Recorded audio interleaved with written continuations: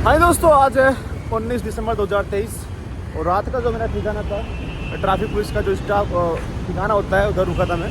तो वहाँ पर यहाँ के इंस्पेक्टर भी थे थाने की, ये बिल्कुल मिड है थाने का। तो यहाँ पर रुका था मैं रात।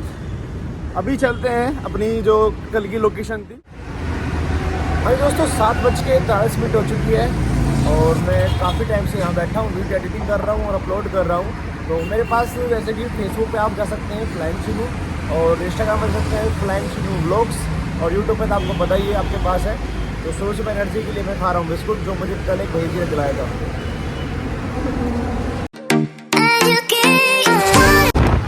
आपका नाम क्या है भैया जी? हाँ दोस्तों, जो आप तीसरे नंबर पर देख पा रहे हैं एरोली, तो वहाँ पे मुझे जाना है। आपका नाम क्या है? मेरा नाम ईश्वरन। थैंक यू इनके लिए, इनका बहुत धन्यवाद। हाय दोस्तों, तो हम मेन गेट पे पहुंच चुके हैं, लेकिन हम बहुत जल्दी आ चुके हैं। 8:30 बजे, अभी तो 10 बजे ओपन हो गए। हाय दोस्तों, तो पार्क के अंदर आ चुके हैं। अभी इंतज़ार करते हैं जब तक 10 नहीं बजते, तो मैं कुछ एडिटिंग कर लेता हूँ आपके लिए। हाय दोस्तों, doctor B R Ambedkar memorial Bhavan के अंदर आने से पहले आपको कुछ बातें याद रखनी है। पहली बात, जो इसकी टाइमिंग है वो सुबह 10 बजे से शाम को 8:30 बजे तक है, और ये मंडे को सिर्फ ऑफ रहता है। और यहाँ पर कोई एंट्री फीस नहीं है, वहाँ पर आपकी एंट्री होगी। और ये आप देख सकते हैं कितना अट्रैक्टिव बनाया हुआ है। और सामने आप पढ़ पा रहे हैं नई मुंबई महानगर पालिका भारत रत्न डॉक्टर बाबा साहब अम्बेडकर स्मारक। तो आप जो सीढ़ियाँ देख रहे हैं, ये जो सीढ़ियाँ हैं ये ऊपर जाने का रास्ता है, मतलब कि ऊपर जाने का नहीं, मेडिटेशन करने का रास्ता है। फिर वापस हम घूम के नीचे आएंगे।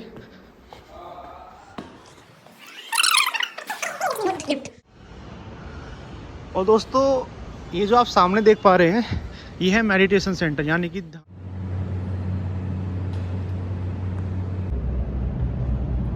हाँ दोस्तों, आप मेरे पीछे देख पा रहे हैं मेडिटेशन रूम। आपको दिख रहे होंगे कुछ गद्दे और पीछे एक टीवी और उधर एक डीजे, ठीक है। तो यहाँ पर या इसके अंदर एक चलता है 10 मिनट का शो, और एक बाबा जी जो टीवी पर बोलते हैं, और उनका जो बोलना है आपको वास्तविकता में फील होगा, और आप मेडिटेशन को एक अच्छे या बेहतर तरीके से कर पाएंगे।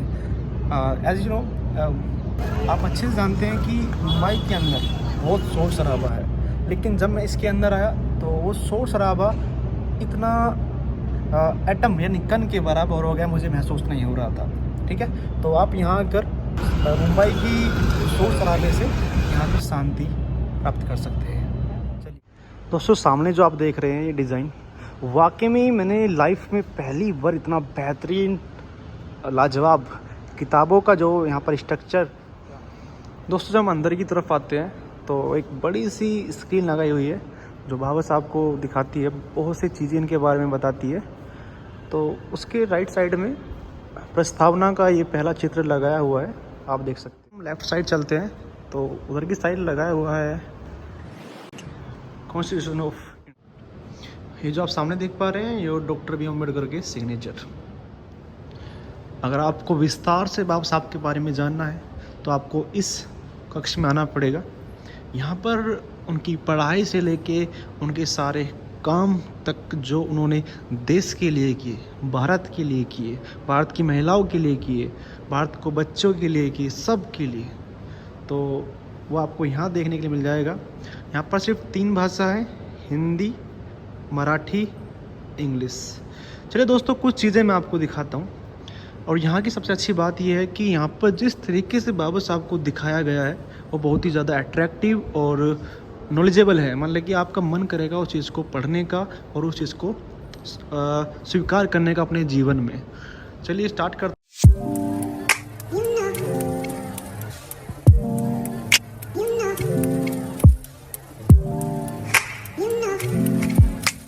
क्या है, अगर आपको लैंग्वेज समझ में नहीं आती, जैसे कि यहाँ ज़्यादातर मराठी और इंग्लिश भाषा में लिखा है, तो आपको क्या करना है, ये स्कैन कर लेना है। उसके बाद यहाँ पर कुछ नंबर डले हुए हैं, जैसे कि 27, 28, 23, 22। तो एक क्या कहते हैं, ओपन हो जाएगा एक पोस्टर, जिसके बाद आपको क्लिक करके आप उसको हिंदी में ट्रांसलेट करके सुन सकते हैं।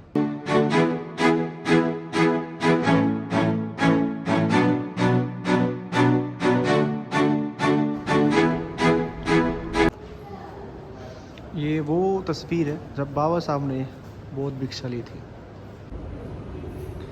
दोस्तों, अगर आप भारत के या दुनिया के किसी भी कोने में रहते हैं तो आपको बाबा साहब के बारे में जानना चाहिए, उनको पढ़ना चाहिए, उनको समझना चाहिए, क्योंकि बिना पढ़े, उनको बिना समझे किसी भी इंसान को, अगर आप उसे समझोगे नहीं, उसके बारे में पढ़ोगे नहीं, उसके बारे में नहीं जानोगे, वो तब तक आपको बेकार ही लगेगा। लेकिन जब आप उसके बारे में पढ़ लोगे या समझ लोगे तो आप उसको जान पाएंगे।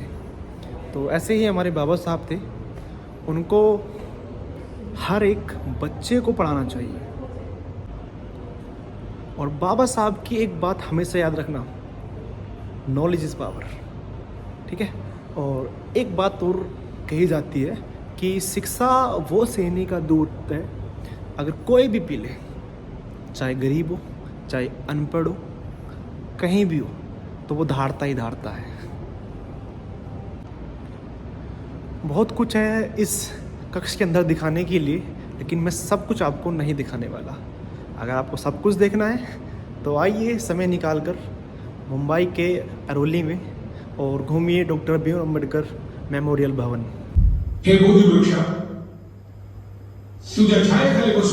दोस्तों, यहाँ पर लगभग 3 या 4 मिनट का एक शो होता है जो मराठी में था, मुझे समझ में नहीं आया, लेकिन सारी बातें इतना पता है कि बाबा साहब के बारे में थी और शिक्षा से ज़्यादा जोर दिया जा रहा था कि वही बातें जो मैंने आपको पहले बताई थी कि शिक्षा वो सैनिक का दूध है, जो पिएगा उसे दाढ़ेगा, ठीक है।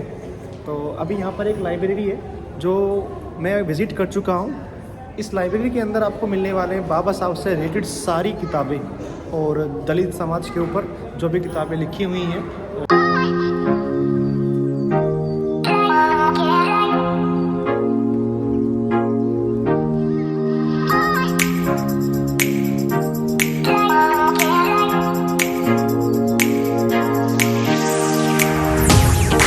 दोस्तों, जो आप मेरे पीछे देख रहे हैं, इस क्षेत्र में आपको लाइब्रेरी मिलेगी और बाबा साहब से रिलेटेड जो भी उनके काम हैं और कहाँ पे उन्होंने पढ़ाई की, उनका जन्म कहाँ पे हुआ, उनके सारे उद्देश्य वो इस वाले क्षेत्र में मिल जाएंगे आपको।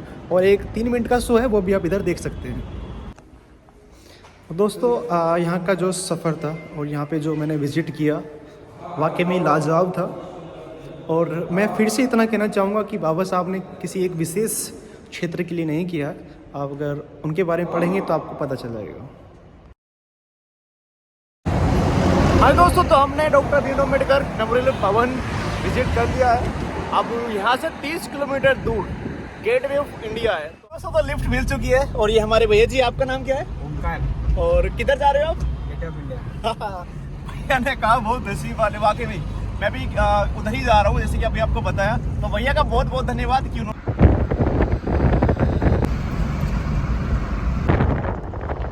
दोस्तों, दुनिया का जो सबसे बड़ा ब्रिज बनना है वो इंडिया में बनना है, जो नवी मुंबई से मुंबई को कनेक्ट करेगा।